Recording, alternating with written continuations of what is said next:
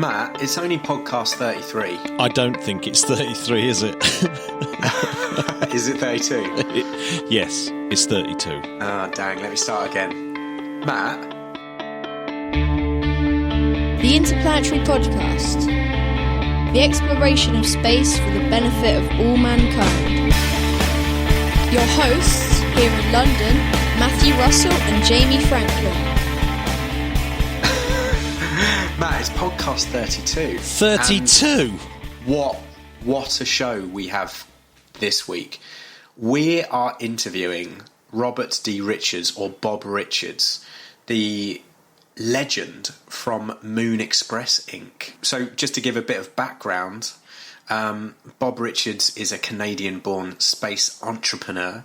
He is co-founder and CEO of Moon Express Inc., a US company awarded the $10 million commercial lunar contract by NASA, and a competitor, I believe, one of 5 left in the Google Lunar X Prize. And one of my favourite things is that he founded the International Space University, which quite a lot of the fellows from the British Interplanetary Society work at as well. Absolutely. Together with Todd B. Hawley and one of my heroes, Peter Diamandis. Yes. Not only that, he then has set up the Singularity University with Peter Diamandis and, as you know, one of my massive heroes, Ray Kurzweil. Of course. Ever since the K2 5000 synth. Oh, yeah, big time. That's all right. You don't really want to hear about that. One of the things I love is the Singularity Hub. I get so much really cool information from that. And Absolutely. I just love that whole techno-optimism vibe. It's so cool, and definitely check out moonexpress.com if you haven't already, and just check out, because it's not just about the Google X Prize. That's a mere slither of what they're up to and what they're planning to do. It's so exciting, and it's uber exciting because we already spoke to him last week, but we had a few technical problems, so we've had to reschedule for this week. However, it's given us the extra time to really delve into to Bob's work and Moon Express's work, and it's so exciting. So we're really happy to have him back on the show. Thankfully, he's a lovely chap, and he's agreed to come and do this again. So yeah. I tell you what, I should definitely mention that while he was at Cornell University, he became assistant to Carl Sagan. What? And at the moment, Bob chairs the Space Commerce Committee of the Commercial Spaceflight Federation. He serves on the board of the Space Foundation and is a member of the International Institute of Space Law. And as director of the Optex Space Division from 2002 to 2009, Bob led the company's technology into orbit and to the surface of Mars aboard the NASA Phoenix lander. I'm worried that Bob hasn't achieved enough in his life. He's very much like us, though, isn't he, Jamie? No, it's really incredible, and we can't wait to kind of throw some questions at him and get some more deeps. Jamie, I'm going to just stop you there. Let's just get on with the interview. Let's do it. Today we are joined on the podcast by a very special guest over in Cape Canaveral, Bob Richards, founder and CEO of Moon Express. So, welcome, Bob. Can you start us off by telling us a little bit more about Moon Express?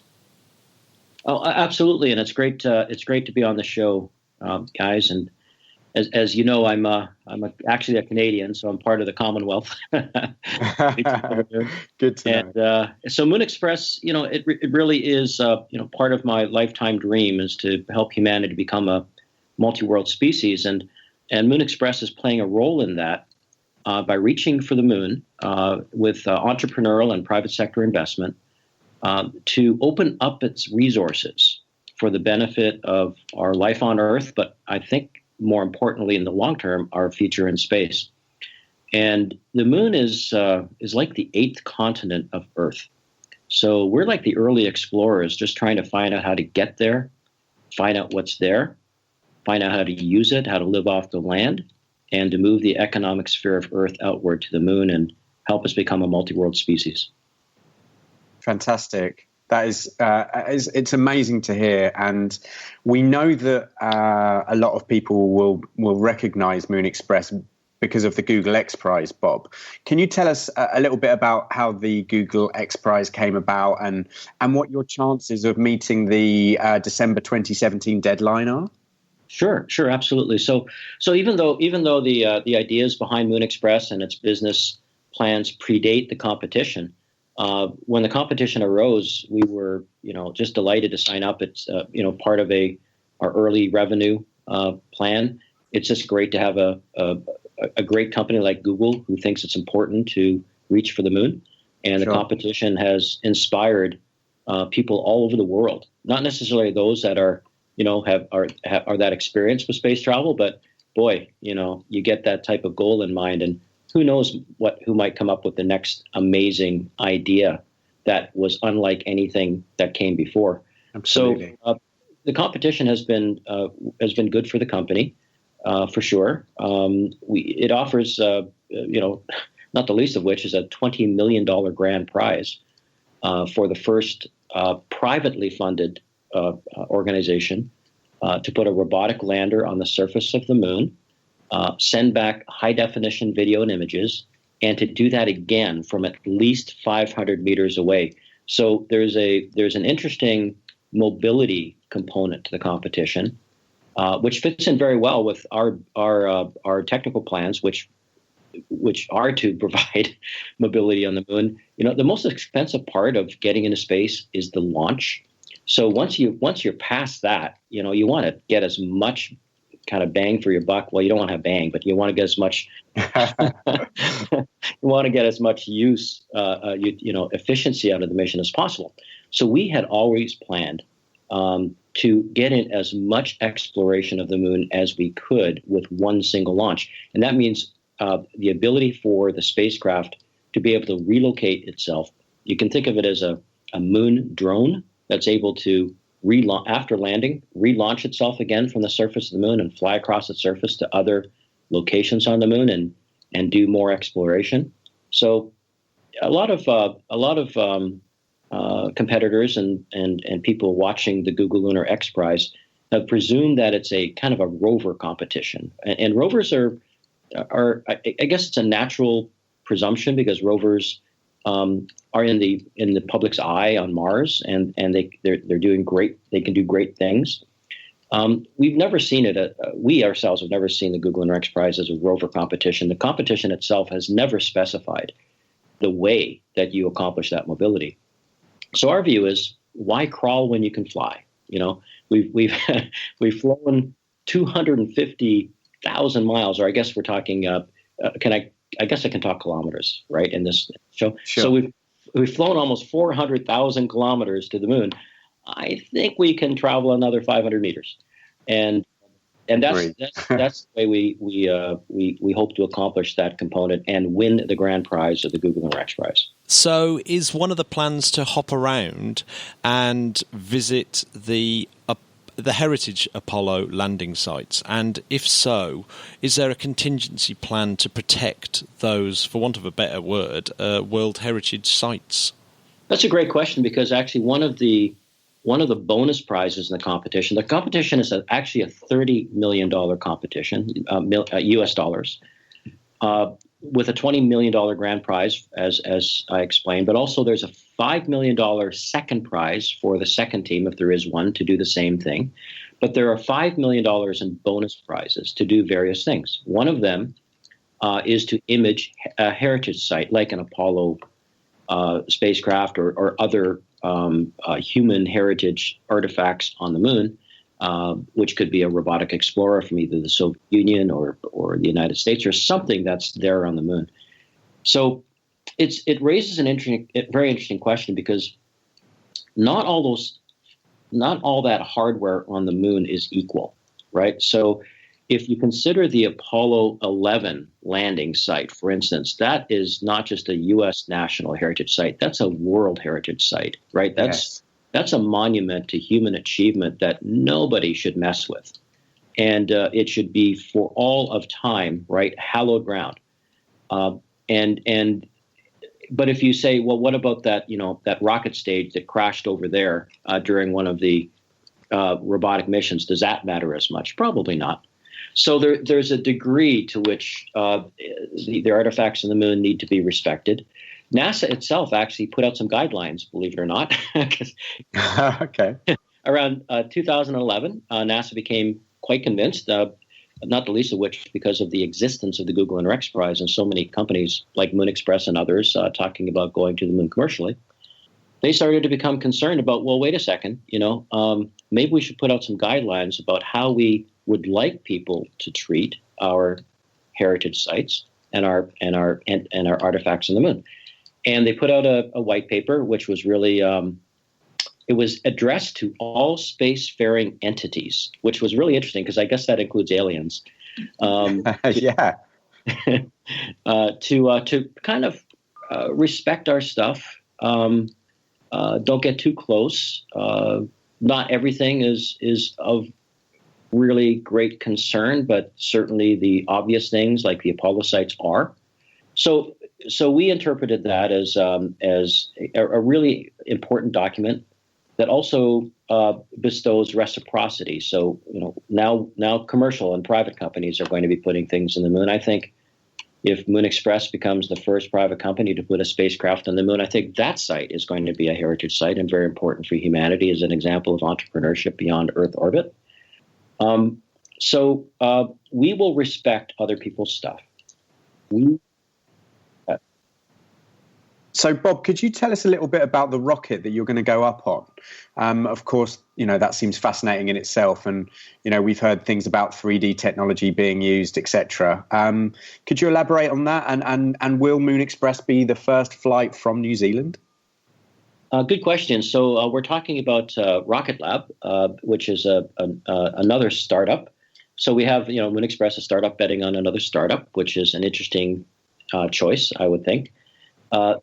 Rocket Lab is an amazing company, and they arose a few years ago under the leadership of Peter Beck, who's not a newcomer to rocket technology, has been really developing and building and flying rockets all his life.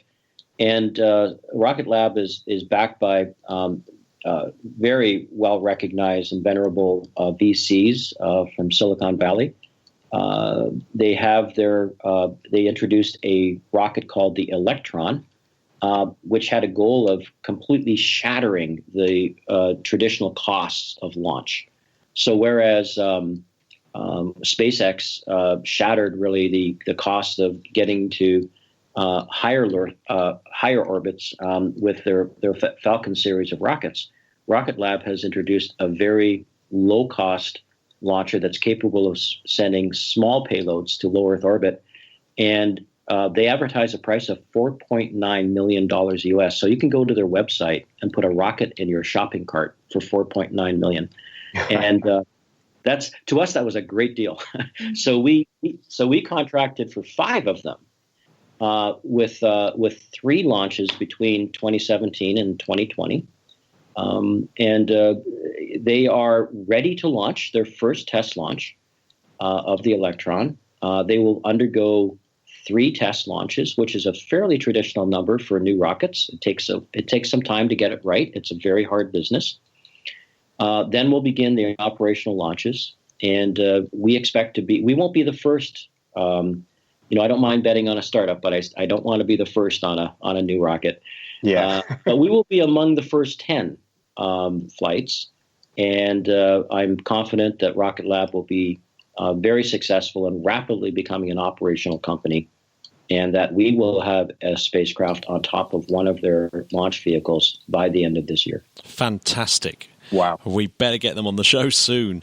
As you know, I caught the Heathrow Express the other day, and that name, Heathrow Express, obviously resonates very much with Moon Express. And I was wondering, is that really one of your plans to set up a commuter route between Earth and the 8th continent, as you call it, the Moon? Well, absolutely. You'll have to make a connection, probably at Heathrow to the Moon Express. And but that is absolutely the philosophy, that we really do want to set up a dependable, low-cost express route to the moon. First, of course, for robotic landers, the idea that humans will eventually go to the moon is inevitable. That's beyond our current event horizon. If we define the event horizon of at least 5 years or 10, sending humans to the moon will absolutely happen, and very soon. But very soon in the context of 5-10 years. So what kind of in-flight snacks do you envision yourself having on the Moon Express commute to the moon? This is very important, of course. Well, certainly moon cheese. Maybe moon water martinis would be. Yeah. Now we're talking. Certainly moon tea. For our UK friends. And I'm not sure what the moon crumpets will taste like, but we'll see. Oh, well, we look forward to those. So we know that the FAA gave approval for Moon Express to land on the moon. Can you tell us about the process of that? That's a great question, and part of the challenge was there was no process. So it was an interesting situation that we were in. If we just roll back the calendar back a bit to 2015. No private company, no private spacecraft has ever left Earth orbit to go to the moon or anywhere else. It's always been government spacecraft. So it would be like only government airlines have ever flown internationally or across the Atlantic, and private aircraft had only stayed around their local airports. So there was absolutely no framework for a private company to be able to leave Earth orbit and go to the moon. Well, why do you need a license to go to the moon? Well, there's something called the Outer Space Treaty. That's really a thing.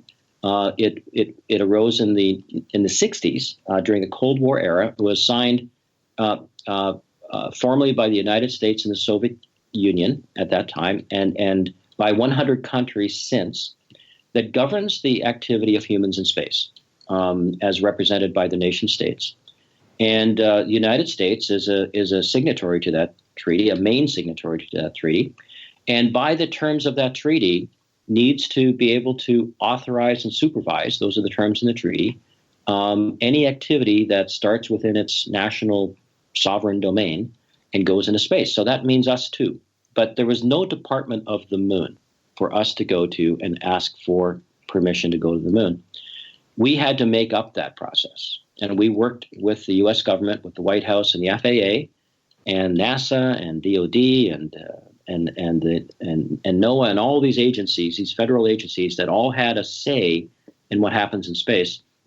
The challenge was each one of these agencies has the right to say no to a launch license, but not one of them had the authority to say yes to a private company that wanted to go outside the Earth orbit. So we worked through that process and came up with a way for the U.S. government to give us approval, and they did. On July 20th of 2016, we became the first company, not just in the United States, but in the world, to receive the required authorization by the governing government for a mission beyond Earth orbit in the world. Incredible. So now you've got this permission to go to the moon and exploit it, what do you think is going to be the first really big commercial payoff for Moon Express? What's going to turn you into the Exxon Mobil, as it were, of the moon? Well, that's a great question. So our long-term vision is to explore and eventually unlock and utilize the resources of the moon. And what are the resources of the moon? Well, there's trillions, quadrillions of dollars of minerals and rare earth elements and platinum group metals and everything that's important to us on Earth is there on the moon too, because it was bombarded by asteroids in the early days, just like the Earth was, that deposited all of these minerals and very important elements. The issue is it's way up there in the sky. It looks like a long way away, but actually it's only about 3 days away. So if you're looking at the moon as an eighth continent, not unlike the Americas looked, let's say, to the UK and Europe in the 1600s, it was a few days away. It was a dangerous journey. You had to navigate by the sun and the stars. There was not much there when you got there. that's where we are with lunar exploration. So we need to learn how to collapse the cost of transportation to get there. That's the first challenge. So we begin our life as a company, as a transportation company, to lay the track, right, to build that railway to the moon. And once we've done that, we will then identify the resources. But the real game changer that makes the economics of lunar resources work is the discovery of water on the moon, which is very recent. Only in the last 20 years has the evidence grown, and then finally absolute data that shows that the water on the moon is in abundance and collected at the poles in various probably icy forms. And that water is like the oil of the solar system, because it's hydrogen and oxygen, the H2O, can be utilized for rocket fuel. So that makes the moon a gas station in the sky and changes the economics, not just of lunar resources, but access to the rest of the solar system. I was just wondering, with the recent announcement of the Deep Space Gateway, is that something that's come up on your radar? Is that something that's of interest? Oh, absolutely. So these thoughts, the Deep Space Gateway, extending infrastructure beyond low Earth orbit, because we've been really stuck in low Earth orbit for a long time, right? The only time humans went beyond Earth orbit was during the Apollo program. So, right, and that's a long time ago.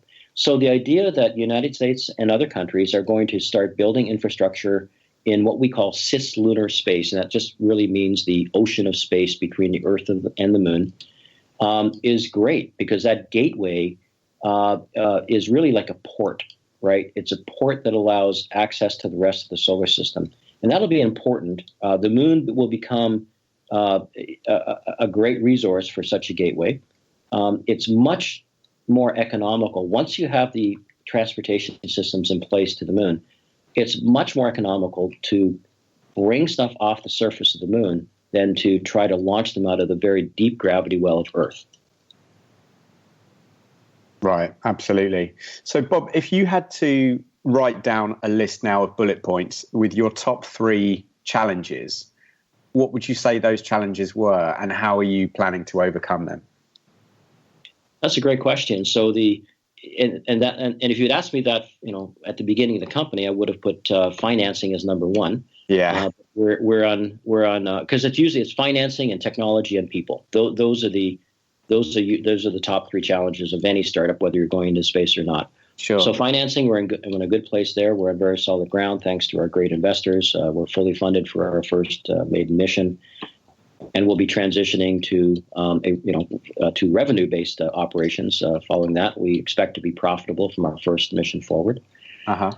We've got our regulatory. That was the biggest challenge. If you asked me that question a year ago, it would have been regulatory, because we didn't have a way to even get to the moon, and now we do. So now it's mostly technical, and right. We have a very innovative spacecraft design. It's a robot that can, from Earth orbit, fly through space, right, and land on the moon. And that robot has to be very capable. The humans can't arrive in minutes and save it. It's got to make a lot of its own decisions itself, particularly in the last few minutes of the descent to the moon and the landing. All of that has to be done by the robot itself. And so getting that right is only superpowers have done that before. And is there anywhere that we can see images of the robot yet, or is that still kind of under wraps? Well, you can see images of our the robot. So we introduced the MX-1 robotic spacecraft in 2013-14. That's the images are out there on the web. It's kind of a toroidal structure, meaning like a donut, and that configuration is designed to be a secondary. Well, it's designed to be able to hitchhike on a large rocket with a primary customer going somewhere. It's like sitting in the backseat of an Uber and somebody else has paid most of the fare. Right. Our new configuration of the MX-1, which we call the MX-1E, is specifically configured to fit in the Electron launcher, which is a relatively small launch vehicle. That vehicle we are yet to unveil. We'll be unveiling that fairly shortly, so stay tuned. And we're really excited about it, and we know you guys will be excited when you see it as well. Oh, I can't wait to see it. Incredible. Absolutely. The one thing we have heard a lot about recently is this shift back to the moon and the exploitation of the moon. And particularly with commercial ventures, of which I think Moon Express is very much a major player. With this exploitation of the moon, do you think that's now on a Kurzweilian Moore law type growth, and that we're on that steep edge of the exponential curve and we're going to see an explosion in moon activity? I love the question, and I love the way you framed it, and it does speak to our origins. Moon Express really grew out of Singularity University, and I was involved with Ray Kurzweil and Peter Diamandis and others in founding that institution. And absolutely, we are riding an exponential wave of technology. And this is why we can even attempt to send a spacecraft to the moon, because the technologies that are in our spacecraft didn't even exist a few years ago, right? The rapid change of technology and the acceleration is collapsing what used to be hardware into software, right? It's dematerializing hardware. And that makes much smaller, lighter weight spacecraft that can be launched on smaller rockets. And that leads to kind of the same thing that CubeSats did to democratize access to low Earth orbit. The exponential curve is going to extend that democratization to the moon. So we are riding that curve. And we are at just the beginning of it, the beginning of an era that will open up space to all of us. I'm so super excited. I know. It's so exciting. And I've got, every time you speak, I have another 10 questions, which of course I won't ask them all. However, one of the things we wanted to speak about was colonizing the moon. So Bob, in your head, obviously there'll be work going on with mining, etc., and the commercial aspect of people visiting. But do you ever see a time where you will be involved with people, just average people being able to live on the moon? I mean, do you see that becoming a thing? Well, absolutely. I mean, and I so when I was a kid, I used to look at space and think, wow, wouldn't it be cool to go there? And maybe I might have a chance of going to space. Well, I know I'm going to space now. I just have to buy a ticket. So I have the same view of the moon. Maybe I'll actually go to the moon. And I think that's true. And if you have any, teenage kids, they're going to get to the moon, and the moon is going to become not just part of our economic sphere, but part of our social sphere. And a generation of kids is going to look up and see lights on the moon, and think of the difference in the worldview of children who look up and see lights on the moon and know that we actually are part of a multi-world species, and Earth is not just the limits of what we can do, right? So that is a future that not only I believe in, I've been working toward all my life, and that Moon Express will play a role in. So Moon Express is not just transportation to and from the moon; it's going to be your transportation network on the moon, right? So we're going to have colonies and outposts all over the moon eventually, and people are going to want to get around, and you're going to want to get that delivery real fast, right? Whether it's an instrument or a hamburger, right? And that's Moon Express will be part of all of that. That leads really nicely into my question I did want to ask. My son George, who is the voice at the beginning of this podcast, he's 13 and he's hugely into space. In fact, he's just finished building a Saturn V. What's your advice to him and people of his age so that they can follow in your footsteps? Because you've been a real trailblazer in NewSpace, and we just wanted to know what your key advice would be. Well, hi George, and boy, is this ever going to be an exciting era? And the one thing that as young people who are growing up and looking at what's happening, the advice is never allow anybody to tell you that your dreams are not possible, right? Think bold and reinvent a world that you believe you want to live in, because the tools are now at your disposal. You have the power of what a president of the United States did only 20 years ago in your pocket. You have the information at your disposal, and you have an amazing amount of capability and connectivity to everyone on the planet. So I think it's a wonderful world for George and other people of his generation to grow up in. And I really look forward to seeing what they're going to invent with the future. That's awesome. So one thing that we couldn't leave without talking about is one of our heroes, Carl Sagan, and we know that you worked with him, Bob. What was that like? It was amazing, and it really ties into he was so influential on me, as was Arthur C. Clarke. So and I think you guys are connected to the British Interplanetary Society, which is really founded by Arthur and some of his buddies in a pub. Yeah. And this is how it happens. It's one generation inspiring the next. So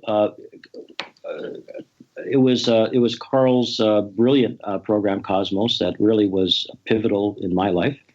But I had the great privilege of being able to change my course in life and seek him out as a teacher, and was able to study with him at Cornell University in my graduate work, and was very fortunate to become his special assistant. It was fantastic to have one of your heroes become one of your mentors, friends, and teachers. And I've been very fortunate in that realm. Arthur C. Clarke, Gerard O'Neill, many of the Apollo astronauts. And so it's a wonderful world when those people who so inspire you can become, part of your life and you part of theirs. And I still miss him, but thank gosh he lived at a time that we could capture him and his thoughts on video. And I'm still shocked and awed by how many in younger generations know him or know of him. And it's how powerful one individual can be in influencing so many others. You're absolutely right. What a body of work that he's left for people to delve into and be inspired by. Incredible. An amazing. Yeah, it's really good, and I think you're taking his philosophy forward, and I actually think he'd be really proud of what you've done. That's quite a compliment. Thank you. Thank you very much for joining us, Bob. That's been a really fascinating interview. There's so many things to talk about and to think about. It's been a really, really memorable interview. Thank you so much for giving us your time. Yeah, thank you for your time. We know it's of great value, so thank you for giving us a shot. It's been fun, enjoyable, and we'll see you on the moon. Brilliant. See you on the moon, Bob. Cheers, Bye. Bye. Guys, we hope that you enjoyed that as much as we did. I mean, I think you'll agree. What an absolutely lovely and super fascinating guy, along with what Moon Express are doing. It's just, isn't it really heartwarming, Matt, that there are people and companies out there doing this kind of thing? Do you know what? I've met so many really cool people who are really into space in the last few weeks. It is really, really heartwarming. It's such a great time for space at the moment, and I think Bob's absolutely right. There's going to be a great era in space coming up. It's going to be just brilliant. And to take from Bob's words, we're part of the space generation, which it's really exciting because, like we said last week, Matt, you'd never know what is going to happen week to week when we speak. We don't know what plans are in place. It's not predictable in the slightest, and long may that continue. Absolutely. No, so if you've enjoyed this show, don't forget to subscribe and leave lovely comments. You know what to do. Subscribe. Do it now. Subscribe. I'll tell you what, you could even give us a retweet. Definitely retweet. Yeah, big time. So remember to go to interplanetary.org.uk, where you will find all about the Interplanetary podcast. So, until next time, Take care now. Goodbye.